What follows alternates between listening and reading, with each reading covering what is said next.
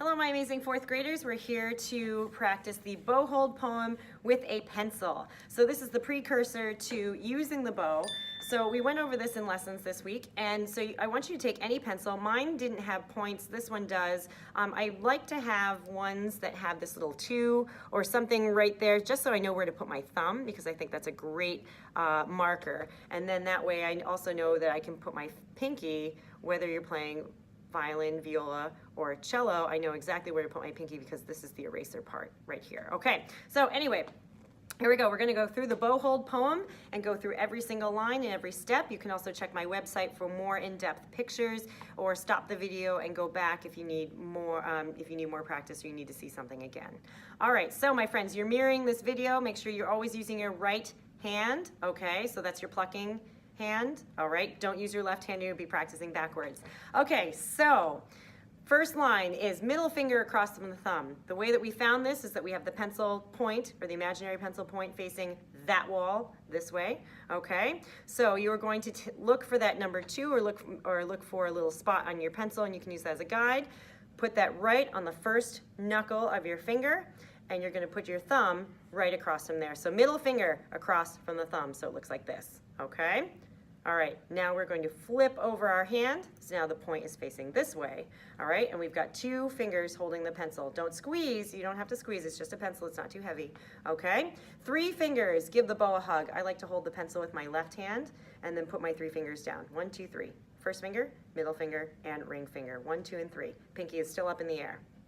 All right, thumb has a bump. This is the most important part. If you don't remember anything else that I tell you about your bow hold, this is the most important. So I want you to take a look at this. So right now my thumb is straight right here, and now it has a bump. Do you see how when I bent my thumb there, now it has a bump? And I really want you to see that, and the pictures that I have on my website are actually better to look at. So right here, this keeps your thumb from getting really, really tight when you're holding your bow, my friends, okay? So we want this really meaty and really loose, okay? So your thumb is bent, so thumb has a bump. Now this is my favorite part that you all know. All right, first finger sleeps. I'm gonna hold my pencil again with my left hand just to hold it steady, and my first finger fell over. That wrist movement is right here as if I'm going to pour out a cup, all right, of water, or put salt on my food, or whatever you want, okay? So make sure that you turn your wrist, don't turn the pencil, or you actually don't change your hand shape at all. So first finger, literally this knuckle right here, the second knuckle, lays right on the bow, just like this, so they fall over. So first finger sleeps, falls asleep, okay? I still have contact with my first, second, and third finger. You can spread them out if you want, and my thumb still has a bump. And then this is where it's different for violas and violins. Pinky sits on his throne, so you're gonna put your pinky right on top. I don't wanna see any flat pinkies because then you get really, really tense right here in this part of your hand, okay? So make sure your pinky has a little bit of a bend. It's rounded, just like this, okay? And it rests right on top of that eraser or that metal part right here, wherever you're gripping your bow, okay? And then for cellos, pinky sits on his throne. So instead of being on top, you can rest it right here. Remember, we're not pressing into our imaginary bow. It's just resting right there. Okay, so that is the bow hold right there with a pencil. Okay, let's go through that again one more time as I almost dropped my pencil. All right, so you're gonna hold out your hand, find your first knuckle, line it up with a marker on your pencil, whatever it looks like, okay? Middle finger across from the thumb. You can already put a bend in your thumb. I would actually recommend that right here. So you're going right on the tip of your thumb, okay? Middle finger across from the thumb, flip. 3 fingers, 1, 2, 3, give the bow a hug.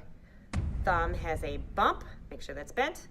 First finger sleeps, falls asleep, and pinky sits on his throne for cellos, so you can bring your hand down a little bit or your fingers down if you need to, or pinky sits on his throne for violins and violas. Remember, if you have a short pinky like I do, sometimes for cello playing, my pinky actually does rest up here, and that's totally okay if you have a short pinky. But if you don't, just bring your fingers down a little bit, okay? And that is your bow hold. All right, I'll see you in the next video for exercises with your pencil. All right, bye-bye.